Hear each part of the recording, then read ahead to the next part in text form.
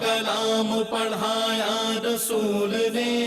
اصحاب باصفا کو لکھایا رسول نے۔ الحمدللہ الحمدللہ الذی ابدع الافلاک والاردین والصلاة والسلام علی من کان نبیا وآدم بین الماء والطین۔ احکم الحاکمین کا اربہ شکر ادا کرنے کے بعد میرے اور آپ کے کریم آقا صلی اللہ علیہ وآلہ وصحبہ وسلم کے جسم نور کی رحمتوں سے اپنے حصے کی رعنائیاں پانے کی خواہش رکھنے کے بعد تمام ناظرین، سامعین و سامعات کی خدمت میں بڑے ادب سے السلام علیکم ورحمۃ اللہ وبرکاتہ۔ انتہائی خوبصورت لمحات میں تطہیر، توقیر اور تعظیم سے اپنے آپ کو منور کرتے ہوئے خلاصۃ القرآن کی یہ مجالس جاری ہیں، اور آج ہم قرآن حکیم کے چھٹے پارے پہ پہنچے ہیں۔ قرآن حکیم کے چھٹے پارے کا پہلا پاؤ، پہلا حصہ سورۃ النساء اور اس سے آگے سورۃ المائدہ پر ہے، اور سورۃ النساء اسی طریقے سے تمام احکام ہمیں نور اور روشنی کے طور پہ عطا فرما رہی ہے، اور سورۃ المائدہ سے بھی اسرار، رموز، معنی، مطالب اور معارف کے سمندر پھوٹ رہے ہیں، اور ہم اپنے حصے کا جام لے کے اپنے آپ کو خوشتر کروانے میں کامیاب ہو رہے ہیں۔ میں آج اس مضمون کو شروع کروں گا تو پہلی آیت ہے لا يحب اللہ الجہر بالسوء من القول الا من ظلم۔ یہ قرآن حکیم کی آیہ کریمہ جس میں اللہ پاک نے واضح بتا دیا ہے کہ برائی کی تشہیر کسی بھی صورت میں جائز نہیں ہے۔ یہ نہیں ہو سکتا کہ آپ نے کبھی کسی کے سامنے کسی کے عیب کو بیان کیا ہو، بے شک اس کے اندر وہ عیب پایا جاتا ہے، اور آپ سمجھتے ہیں میں اس کو مشہور کر دوں، میں اس کی تشہیر کر دوں، میں لوگوں کو اس کے بارے میں بتاؤں، سوائے ایک معاملے کے کہ کسی کے ساتھ ظلم ہوا ہے تو مظلوم کے لیے آپ ظالم کو بے نقاب کر سکتے ہیں، اس کے علاوہ باقی سارے معاملات میں تشہیر نہیں کی جائے گی۔ آگے ایک بڑا اعلیٰ مضمون ہے جس کے اوپر ہم توجہ کریں تو ہمیں پتہ چلے کہ ہمارا دین متین کتنی وسعت رکھتا ہے، اس کے اندر کتنی اللہ نے گہرائی رکھی ہے کہ وہ لوگ جو چند رسولوں کو مانتے ہوں، ان پر ایمان لاتے ہوں، ان کی حقانیت کو تسلیم کرتے ہوں، اور باقی چند کو چھوڑ دیتے ہوں، قرآن حکیم کہتا ہے وہ پکے کافر ہیں۔ آپ نے ہر ایک کو تسلیم کرنا ہے، ہر ایک کی رسالت پہ، ہر ایک کی نبوت پہ، ہر ایک کی پیغمبریت پہ آپ نے ایمان لانا ہے اور یقین کے ساتھ لے کے آنا ہے۔ کسی قسم کی تشکیک کی بھی اجازت نہیں ہے، نہ شک کر کے اپنا بیڑا غرق کروائیے گا، اور سب پر ایمان لانے کے بعد، سب کے فضائل کو جمع کرنے کے بعد ہمارے آقا صلی اللہ علیہ وآلہ وصحبہ وسلم کو سید الانبیاء تسلیم کرنا ہے۔ آگے چلتے ہیں تو یہودیوں کی ہٹ درمی بیان کی گئی۔ وہ جس طرح کی آزمائشیں کرتے تھے، وہ کہتے تھے کہ یہ جو کتاب نازل ہوئی ہے ایسی کتاب لکھی ہوئی دکھا دی جائے، تو اللہ پاک ارشاد فرماتے ہیں یہ تو وہ حضرت موسیٰ سے بھی باتیں کرتے تھے کہ ایک کتاب آئی ہے اب دوسری کتاب لے آؤ، ایک مضمون آیا ہے تو اب دوسرا مضمون لے آؤ۔ تو یہ نہیں ہو سکتا کہ یہ لوگ آیات اور معجزات سے مکمل انکار کرتے رہوں اور انہیں کبھی ہدایت مل جائے۔ یہ وجہ ہے کہ اللہ پاک نے ان کو ہدایت سے دور رکھا، اور اس کے ساتھ ساتھ انبیاء علیہم السلام کو العیاذ باللہ ان کا شہید کرنا،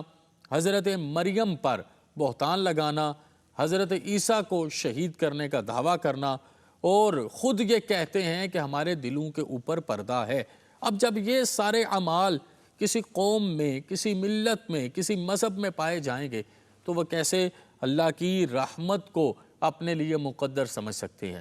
پھر آگے بڑا اعلیٰ وہ واقعہ بیان کیا گیا کہ کیسے حضرت عیسیٰ علیہ السلام ایک کمرے میں جاتے ہیں اور ان کے پیچھے ایک فرد جاتا ہے، اللہ پاک اس کو جناب عیسیٰ کا چہرہ عطا کر دیتا ہے، جناب عیسیٰ کو حفاظت کے ساتھ زندہ اٹھا لیا جاتا ہے، پھر یہ اس کو حضرت عیسیٰ کی جگہ شہید کرتے ہیں، اور پہچانتے ہیں کہ چہرہ حضرت عیسیٰ کے، ہاتھ اس شخص کے ہیں، وہ حضرت عیسیٰ کے نرم، ملائم، خوبصورت اور حسین ہاتھ نہیں ہیں، پھر بھی اس کو قتل کر دیتے ہیں، مار دیتے ہیں، اور دعویٰ کرتے ہیں العیاذ باللہ کہ ہم نے جناب عیسیٰ کو شہید کیا۔ سب سے آخر میں اللہ پاک یہ ارشاد عطا فرماتے ہیں کہ حضرت آدم سے لے کے آخری نبی جناب رسول اکرم صلی اللہ علیہ وسلم تک جتنے بھی انبیاء آئے، انہوں نے جتنے بھی ادیان کی دعوت دی، وہ ساری کی ساری دین حنیف کی دعوت تھی، اور ان کی دعوت آپس میں مربوط ہے، کسی بھی موقع کے اوپر ان کی دعوت آپس میں نہیں ٹوٹی۔ ہاں، ہر علاقے کی اپنی ضرورت تھی، ہر وقت کی اپنی ضرورت تھی، اسی کے مطابقت میں رنگ بدلتے رہے، معاملات اور ساری چیزیں وہی رہیں کہ سب نے بٹکے ہوئے آہو کو سوئے حرم لے کے جانا ہے اور اللہ کریم سے ملانا ہے۔ سورۃ النساء کا یہاں پر اختتام ہوتا ہے۔ اب آتی ہے سورۃ المائدہ، یہ بھی مدنی سورت ہے، اور مائدہ دسترخوان کو کہتے ہیں۔ دسترخوان کرم بھی ہوتا ہے، دسترخوان کے اوپر اللہ کی طرف سے انسان پہ رحمتیں بھی نازل ہوتی ہیں۔ جس کے دسترخوان کو دعائیں لگ جائیں، وہ تو بھوکوں کی انتڑیوں سے بھی اپنے لیے بخشیش کی صدائیں اکٹھی کر لیا کرتا ہے۔ اور اس سورہ مبارکہ کے آخر میں اس کی وجہ تسمیہ ہے کہ کیوں سورۃ المائدہ کہا گیا، کہ حضرت عیسیٰ علیہ السلام نے دسترخوان طلب کیا تھا، اس کا تذکرہ اس سورہ مبارکہ کے آخر میں آئے گا۔ ام المومنین حضرت سیدہ حمیرہ عائشہ صدیقہ رضی اللہ عنہم ارشاد فرماتی ہیں کہ حلال اور حرام کا جامع بیان اللہ پاک نے جس سورہ میں عطا فرمایا ہے وہ سورۃ المائدہ ہے۔ آج اگر کوئی یہ چاہتا ہے کہ وہ اپنے معاملات میں حلت اور حرمت کو سمجھے تو آئے سورۃ المائدہ کی تلاوت کرے، سورۃ المائدہ کے مفاہیم کو سمجھے، سورۃ المائدہ کی تفاسیر کو سمجھے، اسے پتہ چل جائے گا حلال اور حرام کیا ہے۔ حضرت سیدنا عمر بن خطاب کے ساتھ ایک یہودی نے گفتگو کی، اور اس نے گفتگو کر کے کہا کہ یہ جو آیہ کریمہ ہے اللہ پاک نے عطا فرمائی ہے، الیوم اکملت لکم دینکم واتممت علیکم نعمتی، یہ جو آیت کریمہ اللہ پاک نے ارشاد فرمائی ہے، یہ اگر ہمیں عطا فرمائی جاتی تو ہمارے لیے وہ عید کا دن ہوتا۔ تو حضرت عمر آگے سے تبسم فرماتے ہیں، اور رقصاں تبسم میں ارشاد بزبان جناب سیدنا عمر عطا ہوتا ہے، کہا کہ ہمارے لیے بھی تو وہ دو عیدوں کا دن تھا، ایک یوم عرفہ بھی تھا اور ایک یوم الجمعہ بھی تھا، تو ہمارے لیے بھی وہ دو عیدوں کا دن ہے۔ اللہ پاک نے واضح ارشاد فرمایا ہے، جو عہد کرو وہ بھی پورے کرو، جو عقد کرو وہ بھی پورے کرو، معاملات سے پیچھے نہیں ہٹنا، شرائط کا طریقہ کار طے کر لو، اپنے پیٹرن کو ڈیزائن کر لو، اس کے مطابق آگے بڑھنا ہے، اور جس کے مطابق آگے چلنا ہے پھر اس کو پورا کرنا ہے۔ جیسے میں نے عرض کی، حضرت سیدہ ام المومنین حضرت عائشہ صدیقہ ارشاد فرماتی ہیں حلال اور حرام یہاں پر بیان کیے گئے، تو مکمل تفصیل کے ساتھ حلال اور حرام کو بیان کیا گیا۔ پھر اس کے بعد وضو کرنے کا پورا طریقہ سکھایا گیا کہ کس طریقے کے ساتھ آپ نے وضو کرنا ہے۔ آقا کونین صلی اللہ علیہ وسلم نے ارشاد فرمایا کہ کل قیامت کے دن میری امت پہچانی جائے گی کہ ان کے اعضائے جسمانیہ، ان کے جوارح جسمانیہ 14ویں کے چاند سے زیادہ روشن اور منور ہوں گے۔ کیوں روشن اور منور ہوں گے؟ اس لیے کہ یہ لوگ وضو کرتے تھے، اور اس وضو کو کرنے کی وجہ سے اللہ پاک ان کے اعضاء کو گناہوں سے پاک کر دے گا اور نور عطا فرما دے گا۔ اب یہاں پر ارشاد فرمایا جاتا ہے، بتایا جاتا ہے کہ آپ نے وضو کیسے کرنا ہے، اس کا طریقہ کیا ہے، کس طریقے سے آپ نے تمام تر معاملات کو ادا کرنا ہے تاکہ آپ کو کامل طہارت حاصل ہو جائے۔ وہ لوگ جنہوں نے حضرت عیسیٰ کو الہ بنانے کا العیاذ باللہ کفر کیا، اور حضور نبی آخر الزمان صلی اللہ علیہ وسلم اور حضور سید عالم صلی اللہ علیہ وسلم کے معاملات میں اپنی طرف سے تو جہاد گڑی، ان کے حوالے سے اعلان ہے کہ یہ پکے کافر ہے۔ آگے بڑھیے، حابیل و قابیل کا واقعہ ہے کہ کیسے انہوں نے ایک دوسرے کو قتل کیا، اور اس واقعے کے ساتھ دو چیزیں بالکل واضح اللہ پاک ارشاد کر دیتے ہیں۔ فرمایا من قتل نفسا بغیر نفس او فساد فی الارض فکأنما قتل الناس جميعا۔ اب یہ دو چیزیں ہیں، ایک وہ جس نے انسانیت میں سے کسی کو قتل کیا وہ، اور دوسرا وہ جس نے زمین میں فساد بپا کرنے کی کوشش کی۔ جو فساد بپا کرے گا وہ بھی، جو قتل کرے گا وہ بھی، وہ ایسا بدبخت ہے جس نے گویا پوری انسانیت کو قتل کیا، اور جس نے پوری انسانیت کو قتل کیا اس کے لیے آخرت میں دائمی عذاب ہے، دنیا میں دتکار ہے، دنیا میں قتل کا بدلہ قتل ہے، الحر بالحر والعبد بالعبد والانثى بالانثى، دوسرے پارے میں سورۃ البقرہ میں اللہ پاک نے واضح ارشاد فرما دیا۔ لیکن آگے فرمایا وَمَنْ أَحْيَاهَا فَكَأَنَّمَا أَحْيَا النَّاسَ جَمِيعًا، جس نے کسی ایک کو زندگی دی، جس نے کسی ایک کو قتل کیا اس نے انسانیت کو قتل کیا، جس نے کسی ایک کو زندگی دی، کسی ایک کی جان بچائی، اس کا مطلب یہ ہے کہ اس نے ساری انسانیت کی جان کو بچایا ہے۔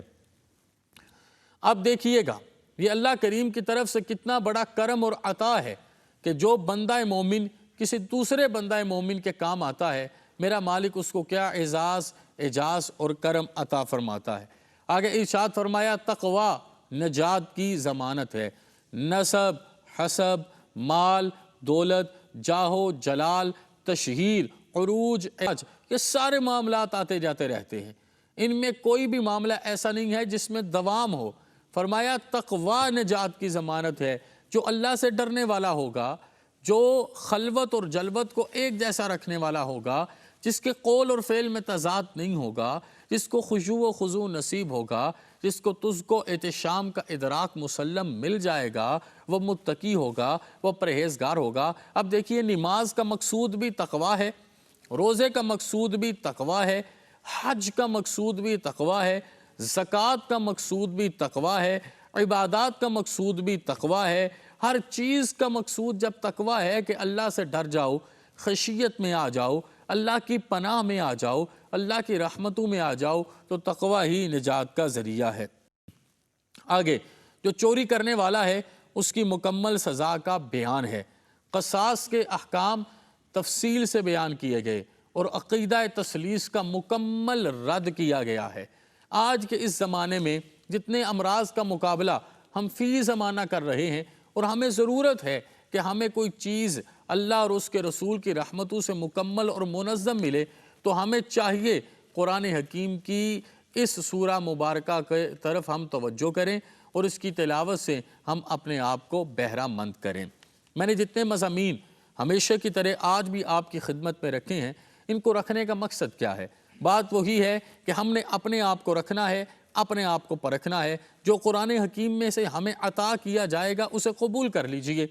جس سے منع کیا جائے گا اسے چھوڑ دیجئے۔ آپ اگر اس طریقے سے اپنی زندگی کو گزاریں گے تو آپ کی زندگی کامیاب گزرے گی۔ اب اگر کسی بندے نے کوئی چیز چوری کی ہے تو کیا حکم ہے اس کے لیے؟ سرکار دو عالم صلی اللہ علیہ وسلم نے تو واضح بیان کر دیا ہے کہ چوری کی جو سزا ہے، آپ نے ارشاد فرمایا کہ اگر آج اس عورت کی جگہ میرے گھر سے میری شہزادی سیدہ کائنات سلام اللہ علیہا، آپ کی ذات کو اللہ نے ورا اور ورا عزتیں عطا فرمائی ہیں، لیکن مثال کی حقانیت سمجھانے کے لیے فرمایا ایسا کوئی معاملہ ادھر سے صادر ہوتا تو یہی عمل کرتا جو قرآن کریم کا عمل ہے۔ اسی طریقے قصاص میں بیان کیا کہ جو نفس قتل کرے گا اس کا نفس قتل ہوگا، آنکھ کے بدلے آنکھ ہے، ناک کے بدلے ناک ہے۔ تو مجھے یہ بتائیے کہ جب جسم میں آنکھ کے بدلے آنکھ ہے، ناک کے بدلے ناک ہے، تو پھر عزت کے بدلے کیا ہے؟ آج آپ اگر کسی کے لیے جہالت کو عام کرتے ہیں، ظلم اور زیادتی کو عام کرتے ہیں، بغیر تحقیق کے فسق و فجور و فساد کو عام کرتے ہیں، اسے گرانے کے لیے اس کے ساتھ کسی بھی ایسی چیز کو ملحق کر دیتے ہیں جس کے ساتھ اس کا کوئی تعلق نہیں ہے، تو مجھے بتائیں کہ میرے رب نے اس کے لیے کون سا معاملہ رکھا ہے؟ الغرض ہم نے سب سے بڑھ کے اس سورہ مبارک سے حلال اور حرام کی تمیز لینی ہے۔ ہمیں پتہ ہونا چاہیے کہ سود ہمارے لیے حرام ہے، ہمیں پتہ ہونا چاہیے ناحق مال کھانا ہمارے لیے حرام ہے، ہمیں پتہ ہونا چاہیے یتیم کے ساتھ ظلم کر کے مال حاصل کرنا ہمارے لیے حرام ہے، ہمیں پتہ ہونا چاہیے اپنی جوانی کو ضائع کرنا، اپنے مال کو ضائع کرنا، غیر شرعی معاملات میں اس کا الواس کرنا اللہ پاک نے اس میں حرمت رکھی ہے۔ اور دوسری طرف ایک قدم اللہ کی رضا کے لیے اٹھے گا، اللہ پاک عزت عطا فرمائیں گے۔ میں اسی مضمون کے ساتھ ضمناً یہ بات عرض کر دوں، مسلم شریف کی حدیث مبارکہ، ایک شخص دنیا سے جائے گا، پردہ کر دے گا، اللہ پاک اس کی ایک نیکی کے بدلے جنت الفردوس میں اس کے لیے ایک چھوٹی سی کواڑ کھول دیں گے، ایک سوراخ کھول دیں گے، جنت کا نور اس میں آنا شروع ہو جائے گا، وقت بدلتا جائے گا، وہ سوراخ ایک پوری کھڑکی بن جائے گا، دروازہ بن جائے گا، جنت کے انوار اور تجلیات سے وہ منور ہونا شروع ہو جائے گا، اور جب یہ سارا معاملہ ہوتا چلا جائے گا تو ایک دن ہاتف غیبی سے اس پر کرم ہوگا، اور یہ اس کے اندر سے صدائے دل نواز آئے گی کہ احکم الحاکمین اس سے یہ سوال کریں گے، اس کے اندر یہ جرت پیدا کریں گے کہ بات کر میرے ساتھ کہ میرے مالک میں تو دنیا پہ آیا تھا، ایک نیکی تھی، سوراخ مل گیا، آج یہ اتنا اجر کیسے؟ اللہ پاک فرمائیں گے تو نے ایک اینٹ عبادت گاہ میں لگائی تھی، جب تک لوگ وہاں پر سجود کرتے رہیں گے تجھے تیرے حصے کا اجر ملتا رہے گا۔ اور یہی قرآن پاک کا مقصود ہے کہ ہم اپنی زندگیوں کو تبدیل کریں اور اللہ اور اس کے رسول کی رضا کے مطابق اپنی زندگی کو گزاریں۔ اللہ کریم آپ سب کا حامی و ناصر ہو، ہماری آج کی مجلس کو قبول فرمائے۔ اللہ پاک ہم سب کو اپنی رحمتوں میں اعلیٰ درجے عطا فرمائے۔ اللہ کا کلام پڑھایا رسول نے،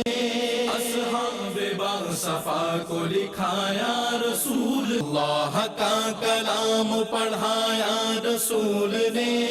اصحاب باصفا کو لکھایا رسول نے۔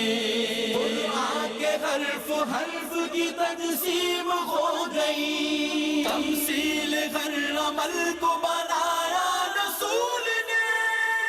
اللہ کا کلام پڑھایا رسول نے، اصحاب باصفا کو لکھایا رسول نے۔ قرآن کے حرف حرف کی تجسیم ہو گئی، تمثیل ہر